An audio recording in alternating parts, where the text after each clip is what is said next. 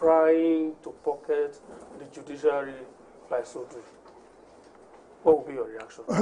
Benga, thank you very much. And let me also thank all of you for this opportunity to be able to let Nigerians know and let everybody know why we owe this country a duty. Mr. President, President Tinubu has said in his Day Hope agenda what he intends to do. And in part of that, he has said, look, the three arms of government are independent, but must work cooperatively for the interests of the country. I'm working under President Tinubu. I was appointed by Mr. President to oversee the affairs of the Federal Capital Territory. I have no legislature of my own.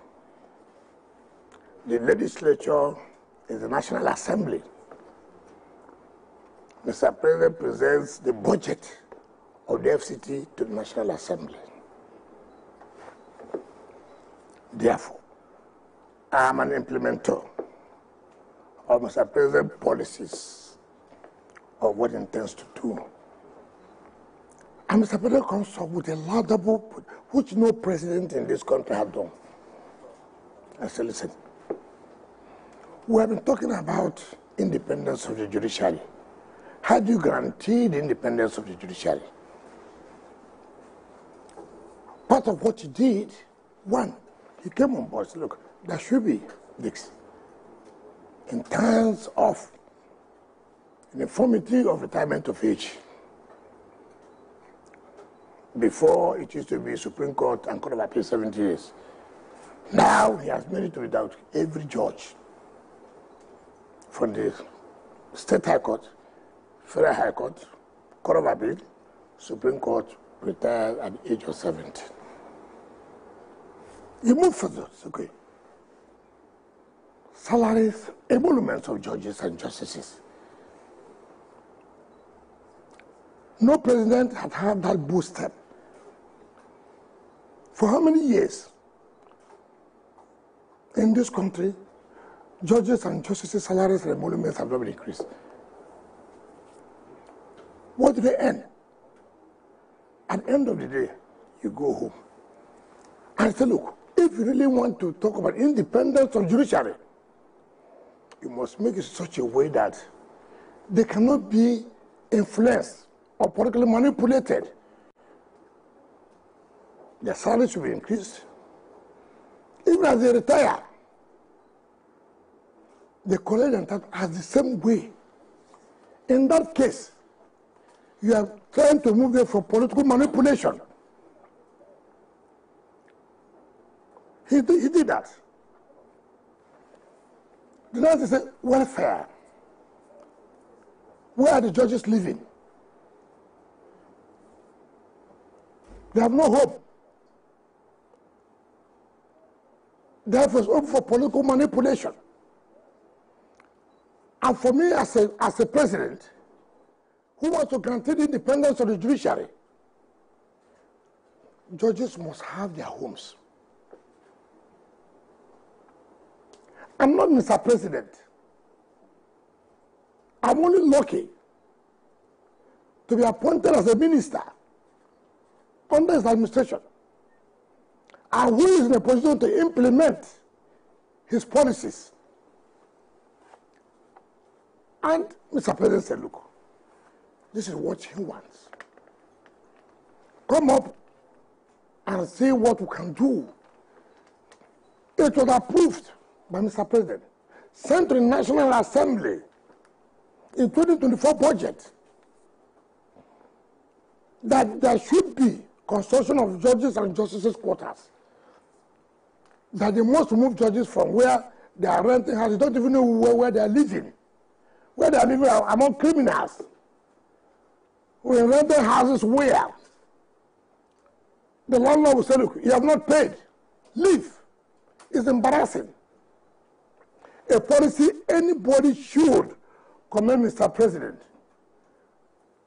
It is in the National Assembly budget of 2024, appropriated by the National Assembly, assented to by Mr. President, which is a law. What is the problem? I'm only the implementer. Go and implement this. Federal Executive Council of Nigeria approved it, the contract and everything. It is not my policy. How would you now want to kill me? That I'm implementing what the federal government approved. I mean, I've never seen a country like this. But let me also explain. Assuming though not conceded, it was my policy. It was my idea. Assuming though not conceding. What is wrong in that? I was a governor of Rivers State. For the first time, no governor in the state ever thought of that idea. To say, look, we must have what we call owner occupier. Let the judges have where they can say, today I'm retiring, I have a home. You cannot influence me. Home is very, very important. I did not only do that for judges, also for River State judges and justices who are not serving in River State, be it in Supreme Court, be it in Court of Appeal, be it in Industrial Court, and Federal High Court.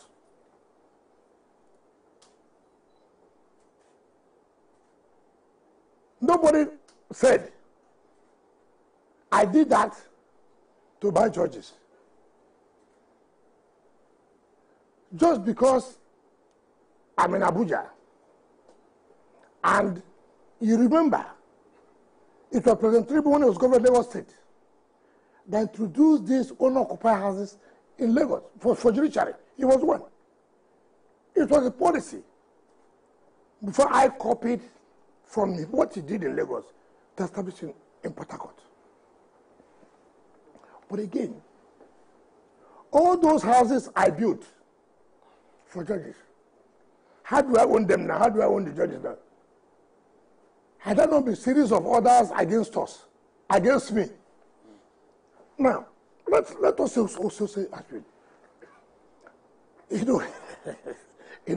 that is why in our country, instead of people to commend you, particularly from the legal profession, to commend you that, look, for the first time we are seeing a government who now talks about the independence of the judiciary. How would they attain their independence? You allow people who have no job, who are professors online. I never knew there are professors online. This is my first time that professors are appointed online, without university. And when they talk, Nigerians listen and say that, oh, there's also a professor that spoke. Who is this professor?